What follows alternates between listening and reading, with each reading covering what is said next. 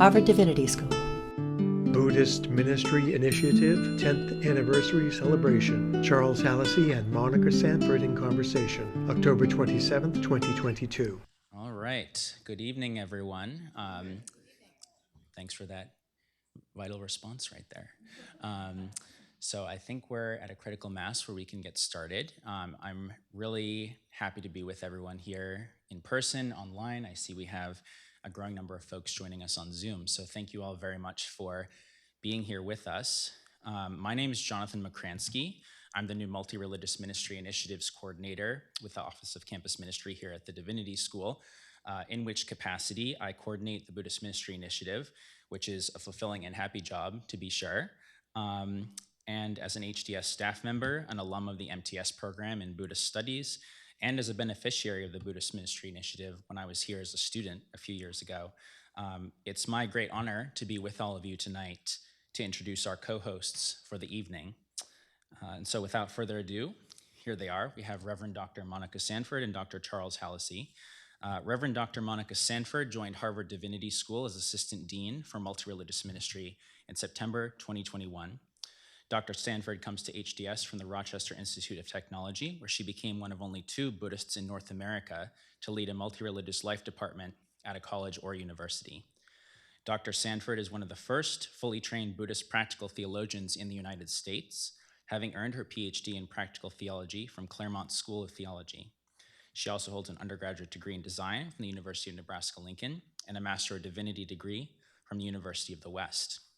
She's an ordained Buddhist lay minister in a Chan lineage and trained as a Buddhist chaplain.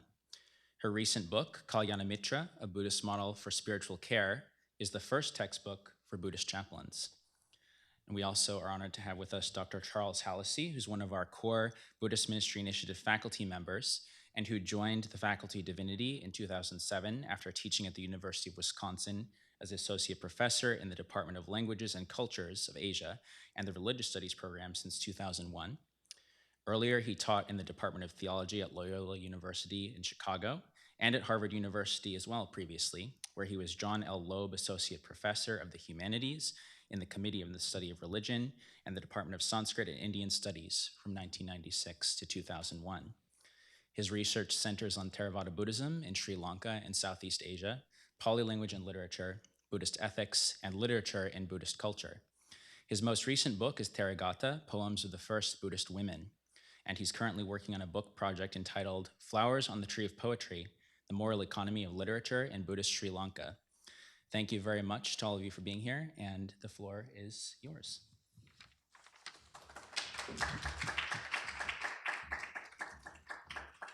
Thank you, Jonathan. Of course, we have to start our program tonight with a wonderful thanks to the Robert H. N. Ho Family Foundation for all of their support of the Buddhist Ministry Initiative over the last 10 years. I just want to say a little bit about the history of the foundation first. Robert H. N. Ho was born in 1932 in Hong Kong as the grandson of the prominent businessman Sir Robert Ho Tung and Lady Clara Ho Tung. He's the son of General Ho Shai Lai and Hesta Ho Tung Ki Fun. Following his early education in Hong Kong, he received degrees from Columbia University and Colgate University. In 2005, he established the Robert H. N. Ho Family Foundation to support programs in the arts, culture, the environment, and Buddhism. With historical roots in Hong Kong, the foundation has a truly global vision, supporting Buddhist temples in both Hong Kong and Canada, as well as numerous programs in Buddhist studies, arts, and ministry at schools such as Harvard, the University of London, the University of British Columbia, University of Toronto, Courtauld Institute of Art, Stanford University, Claremont McKenna College, University of Wisconsin, Columbia University, among many other initiatives and partners. Recently, the foundation has begun to focus on the environment and care for children and young adults in order to build a better future for everyone. The global scope of the foundation is truly amazing, a deep form of Buddhist dana or generosity. So I want to take a little time at the start of our program before we hear from our wonderful alumni just to reflect on the history of the Buddhist Ministry Initiative over the last 10 years. And of course, I can't do that alone because I haven't been here for 10 years. So I'm happy to welcome Charlie, Professor Hallisey, to have a little conversation with me. So we sometimes, as Buddhists, like to consider the causes and conditions that bring anything into being, really. And while the BMI is currently celebrating a decade of work, the seeds for this initiative were planted much, much earlier, arguably with the establishment of Harvard College in 1636, or then with the creation of Harvard Divinity School as one of the first graduate schools of the college in 1811. And HDS was the first non-sectarian theological school in the nation. And that's really notable. It was really radical at the time to be able to educate Christian ministers of any Christian denomination in a single school. About 200 years ago, that was a very radical move.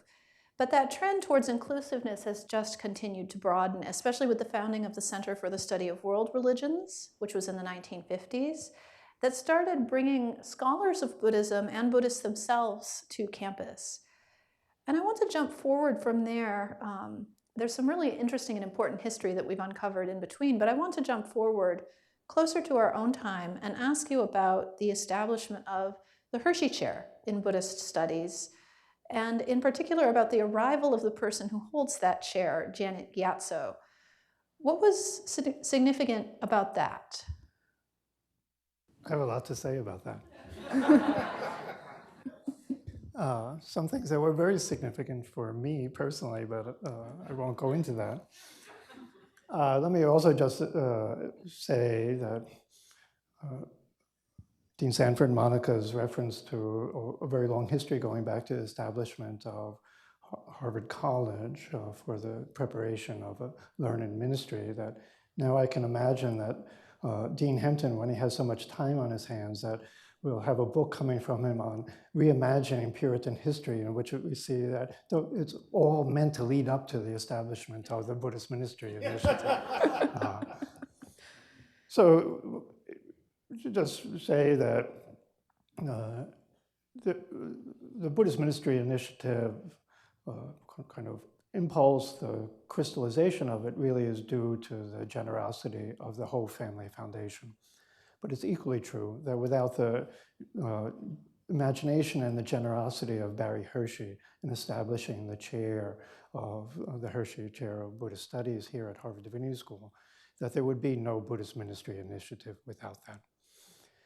That part of the discussions that took place in the 1990s about the definition of the Hershey Chair was the desire to find some scholar that would be comfortable both among academics and talking among academics and talking among Buddhists in ways that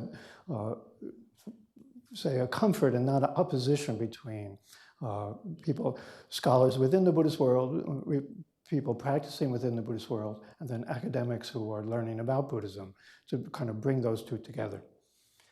In that, I think that the seeds for Barry Hershey's vision landed on kind of well-plowed soil here at Harvard Divinity School because of the direction of Wilfred Cantwell Smith at the Center for the Study of Religion, in which he had a very clear aspiration for all of us studying any religion, that academics should be able to make statements that were true in two communities at the same time. One, an academic community, and then also the community that was being spoken about. I can also just say, and it's a sign of my age, that kind of seeing longer histories, that I had the good fortune to be the colleague in the 1990s of Professor Masatoshi Nakatomi, who was appointed the first professor of Buddhist studies teaching in the Sanskrit and Indian studies. He was appointed in 1957, I believe. And he was also a member of the faculty at Harvard Divinity School. But it's also the fact about Masatoshi Nakatomi was that he was an ordained Jodo Shinshu priest, and that his father was a missionary in the United States and Canada. It was simply just an accident of family that Nakatomi was in Japan visiting family when the Second World War started. And so his family was interned in terms of the dislocation of Japanese citizens in the United States, and he was in Japan.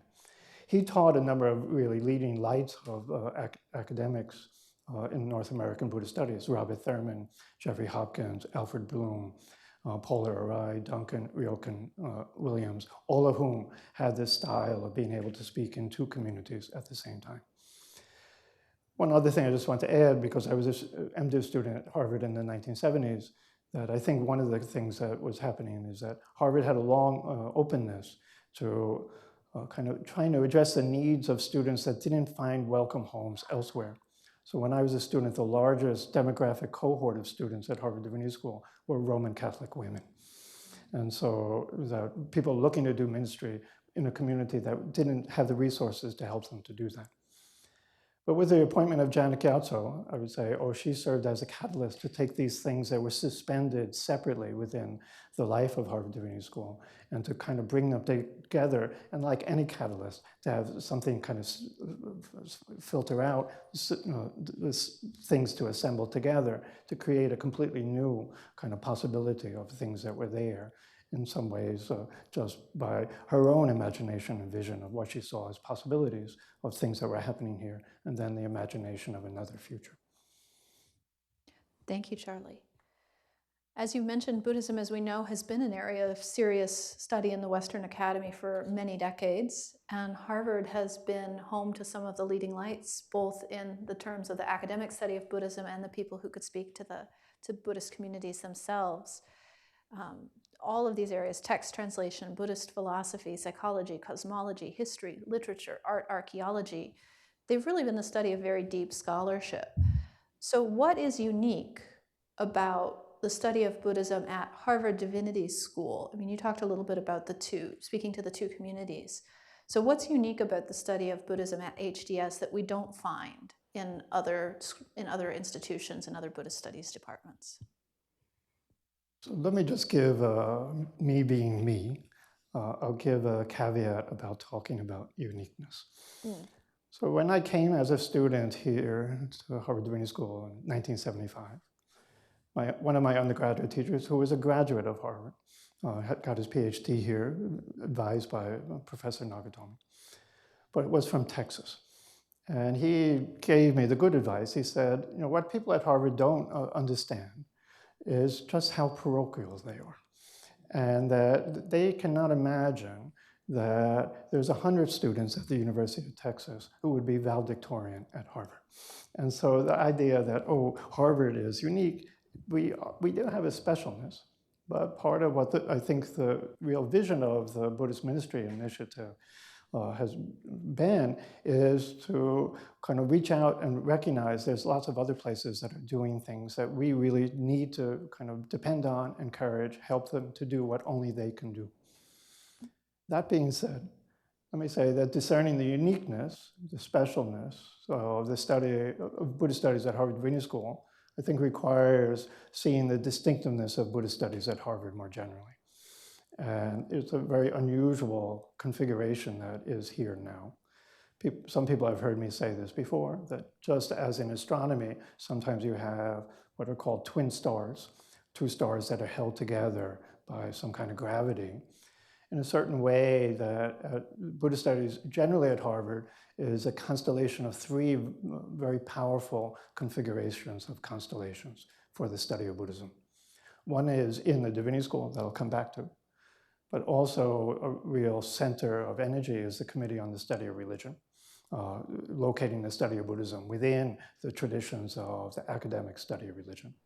But then equally important are the area studies departments of locating the study of Buddhism within the broader study of the culture and history of particular regions of the world, like East Asia, South Asia. And there's also other programs where the study of Buddhism at Harvard is now grounded: art history, anthropology, the Kennedy School, law school. We find all kinds of places. The law school of having Lobsang Sangye here is one acknowledgement of that. The other thing that has happened at Harvard, connected to the Divinity School, because the Center for the Study of World Religions is part of the Divinity School, that it created a part of the energy for the study of Buddhism for a very long time. The first director of the center, Robert Lawson Slater, was a scholar of Buddhism, and his work is still worth reading today. In the 1970s, it had, throughout its history, had a mission of bringing scholars from around the world to live and study at Harvard, to live in the center to study at Harvard. The first person that I studied Buddhism with ever was one of the visitors to the center, a great Buddhist thinker from Sri Lanka, Mahinda Palihawala, who I had the good fortune to study with in 1972. The Dalai Lama was brought to Harvard on his first visit to the United States, when the United States finally allowed him a visa to come here to speak in 1979. And then again, he gave a week's commentary on the Bodhicharya Avatara during 1981, which I also had the good fortune to be able to hear. And then the Monshu, let's say the Pope of the Nishi Hongonji school of Jodo Shinshu in Japan, was also part of an interreligious dialogue at the center in the late 1980s. So with that larger background, you would say, oh, the Divinity School has created like this third star that is affecting the other two of area studies and the study of religion.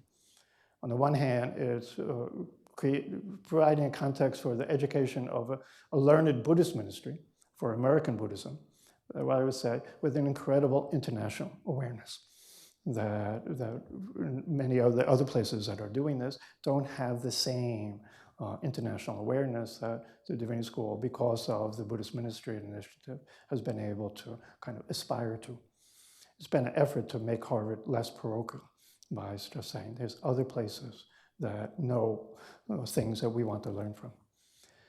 There's also, I would say, that it is creating the study of the preparation of Buddhist ministry education within a multi-religious environment that is particularly unique.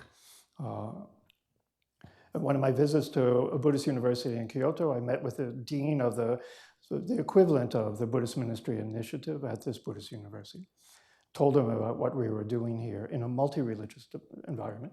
And at the end of the conversation, he said, before I met you and you heard about what you were doing, he said, I had the thought, what can they do that we can't? And how could they ever do anything that is even close to what we're capable to do? And he said, but now when I hear you talk about doing the education of Buddhist ministers in a multi-religious environment, I realize, oh, it's really important what you're beginning to do. Now, the last thing that I might add to it, based on my own experience, as I would say, I'm very happy, comfortable being an academic who's studying the Buddhist world. I'm not working as a chaplain or Buddhist minister. But I would say my own experience as a MDiv student at Harvard left a profound impact on me as a student of Buddhism. I'm very aware all of the time that some of the things that I'm attentive to is things that I care about that is different than my professional colleagues in the academic study of Buddhism. I would say, oh, where did that difference come from? It was because I did field education when I was an MDiv student. That something about listening to people at the edges of like the finitude of human life changes how you study Buddhism. Wilfred Smith had a fabulous aphorism that he said, I would never trust anyone who studies Islam who doesn't have Muslim friends. And I would say, oh, that's true for everyone studying different religions. But I would say, oh, the Harvard Divinity School's uniqueness is adding something that says, oh, until you've suffered with people when they're facing things that have no real answers, you don't know how to study what is important to them.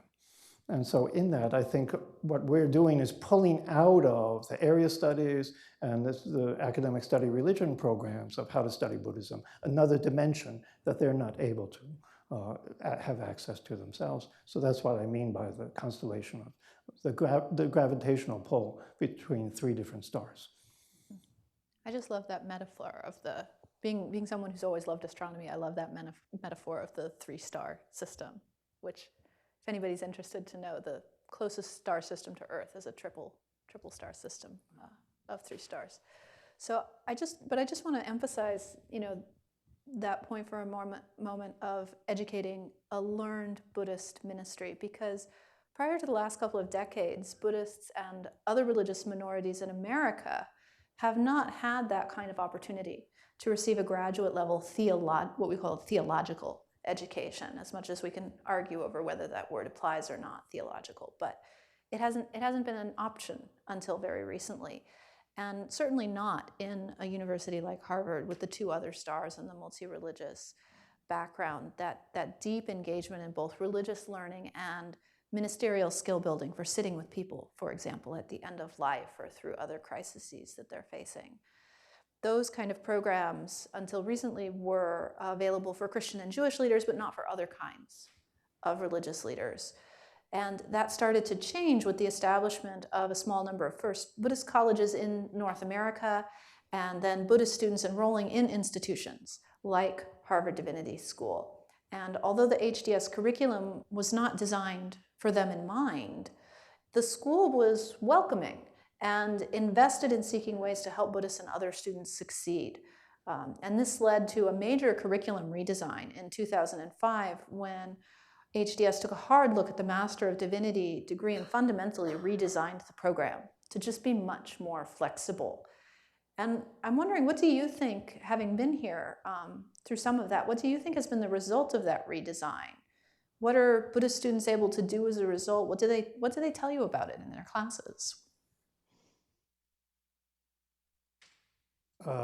Since some students are here, I'm like wary about trying to say stuff, and they said, I never said anything like that. What I would honestly say that I think is important is that the Buddhist Ministry Initiative has changed the whole curriculum of Harvard Divinity School. So it was within my memory that it wasn't just that the MDiv curriculum changed. That wasn't sufficient. It was that there weren't courses that were being taught that were meeting the requirements for the program degree in MDiv. There were, every semester, students who were in the Buddhist Ministry Initiative couldn't count on having courses that would be in scriptural interpretation or histories and theologies and practices. That's different now. That now every semester there are multiple courses for people who are looking to have courses focusing on Buddhist things that can meet the requirements of the MDiv program. So that in itself, I would say, is a major shift and accomplishment that the reorganization of the MDiv program in 2005 kind of set in motion. But I think something far more important has happened that I've learned a way of describing it from Dean Teddy Hickman Maynard, that Harvard Divinity School is, in its trajectory, it calls itself multi-religious, but it's on the way to being, or it's already at, as an interreligious divinity school. And what that means is that the Buddhist Ministry Initiative is not siloed as separate from everything else that's going on. So people are taking courses on pastoral care for the dying that are part of the Buddhist Ministry Initiative, but they're not considering themselves Buddhists. People are taking courses on Buddhist scriptural interpretation that they're not Buddhists, but they're learning how to think about the interpretation of scriptures. And one of the things I would say was my own parochialism. So when I started to teach courses on Buddhist scriptural interpretation, I wasn't expecting Unitarians to come into the class and say, these are our scriptures too. And I said, oh, that's true. I have to enlarge my vision to accommodate them as well. So that kind of movement towards the Buddhist Ministry Initiative as being a catalyst, something that's pushing Harvard Divinity School from being just a multi-religious institution to being a place where learning ministry is prepared that in a multi-religious setting with interreligious aspirations and valuing. Thank you. So as we can see, the curriculum redesign made HDS a much more dynamic and inclusive place, both for Buddhists and for students of other religious backgrounds, and even those of no religious background. And that included one student who connected HDS to the Robert H. N. Ho Family Foundation, who saw that potential to invest that Philip talked about in the next generation of Buddhist leaders. So the BMI was then formally founded and held its first programs in 2012, and you've been here and intimately involved with that entire process, including serving as the academic advisor for our 3 current international Ho scholars and numerous other students. So as Buddhists, we don't often talk about pride, but I'm going to ask you, what are you most proud of over the past decade, or what are you most happy that has happened as a result of all of this work over the past decade?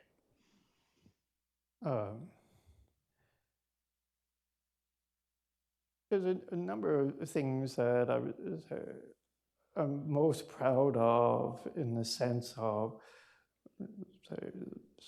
certain kind of a feel of things that are going on.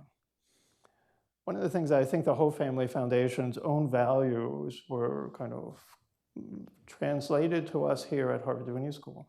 And their concerns about, they were looking for institutions to connect to each other. And they were trying to figure out ways in which their own philanthropy, their own vision could help places around the world to be in contact with each other. I haven't had much to do with it, but what inside Harvard Divinity School we refer to as the Buddhist Ministry Working Group, of the kind of the formation of conversations, collaboration between all of the different schools in North America who are engaged now in the training of Buddhist ministers, Buddhist chaplains. I would say that is a great accomplishment. I'm very proud to be in an institution that is kind of learning how to work with other institutions and not be in competition with other institutions. I'm also very proud that the field, the ethos, the culture of the school is that the life of the Buddhist Ministry Initiative is a display of a non-essentialist vision of what the Buddhist world is like. Some of that has come from the fellows, the international fellows that were first funded by the Ho Family Foundation, in which for them they had to get used to American Buddhists talking differently than they were used to. American Buddhists referring to my Sangha, and for people from other parts of the Buddhist world would be what Sangha, that kind of different ways of talking. Getting used to just the internal diversity of Buddhist life and finding ways in which people say, yeah, but we belong together. That I would say I'm happy to be part of, to witness. And sometimes I'm happy to kind of laugh about things. I'm not sure if Venerable Kusalayana has signed on yet, but he told me an anecdote one time of being in the cafeteria when I was in Rockefeller Hall, and someone who had taken an Introduction to Buddhism class, seeing him buying lunch and saying to him, "You're a monk, you're not supposed to be handling money." And he's very quick-witted and has a good sense of humor, as all who know him know. And he immediately retorted, "And you're a layman, you're supposed to be buying me lunch." And so just learning that kind of etiquette that you could say, oh, Buddhism is a full-service religion, not just a system of ideas. And that it has to do with how you hold your body, how you interact with people, that we've created a context in which people become competent in that world.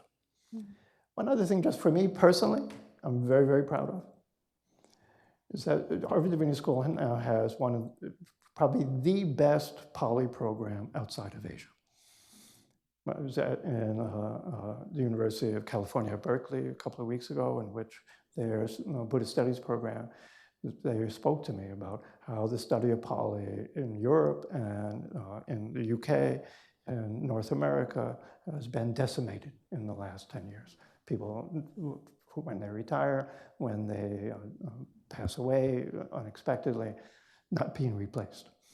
And so in the face of this kind of loss of learning, opportunities to learn, Harvard Divinity School has taken like the study of Pali out of the area studies South Asia department and moved it over here, made it part of the Buddhist Ministry Initiative, in which we have probably the largest program of 3 years, all the time, of courses for 3 years of Pali being offered.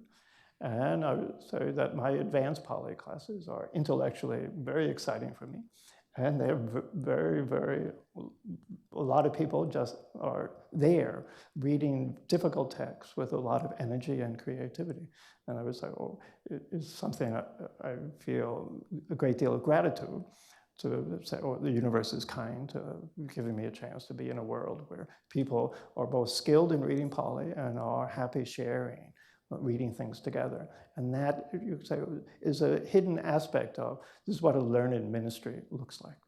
And one small thing that just add, in what we're reading now, what came up is about a monk who was having a failure of accomplishment because in his meditation life, because of some gap in his learning life. And that the Buddha's beloved disciple, Ananda, recognizing that, realized what he needed to be taught. But in that small thing, these great commentators taking up what had happened to this man. What we could see is, oh, this is what Harvard Divinity School is about, that a learned ministry in which scholarship and practice need to not only be side by side, but they go hand in hand and depend on each other. Yeah. Thank you so much, Charlie, for sharing your wisdom with us and for your support of the BMI and all the Buddhist students for many years. And I'm personally glad to hear you speak of the Buddhist Ministry Working Group, because that was my first exposure to the BMI. Before I even came to work at this wonderful place, I was one of those representatives from one of the other Buddhist institutions in North America, and was welcomed to conversations with people from all different varieties of Buddhism and different institutions on what does it mean to train Buddhist chaplains, to train Buddhist ministers, vocational leaders for work in North America and around the world. So I truly benefited from that before my current position. And it also reminds me that I need to do more Pali. You do. Yeah. Yes. I do. All I of really you need do. to do more Pali. Yes. So thank you, You Charlie. can't have a happy life if you don't study Pali. Sponsor, Harvard Divinity School Office of Ministry Studies. Copyright 2022, the President and Fellows of Harvard College.